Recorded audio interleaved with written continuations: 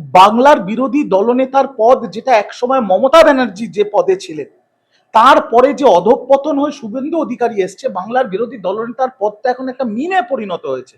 মানুষ হাসে, মানুষ খিল্লি ওড়ায়, মানুষ সেটা নিয়ে মিম তৈরি করে, বিভিন্ন রকমের বিকৃত ভিডিও তৈরি হয় শুভেন্দু অধিকারীর হাবভাব আর মন্তব্য নিয়ে। এটা আমাদের কাছে, বাংলার রাজনীতিতে একটা লজ্জার বিষয়।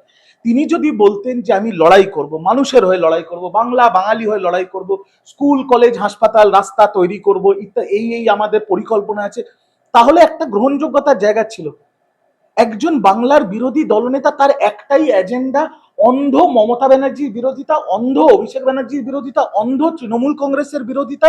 আর সেই অন্ধ বিরোধিতা করতে গিয়ে কখনো জগন্নাথ দেবকে অপমান করছেন, কখনো নারায়ণকে অপমান করছে, কখনো হিন্দু ধর্মকে অপমান করছে, কখন যা ইচ্ছে তাই বলে যাচ্ছে।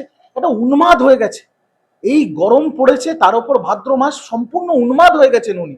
যা মুখে আসছেন তাই বলছেন, মানুষ হাসছে, মানুষ খিল্লি ওড়াচ্ছে।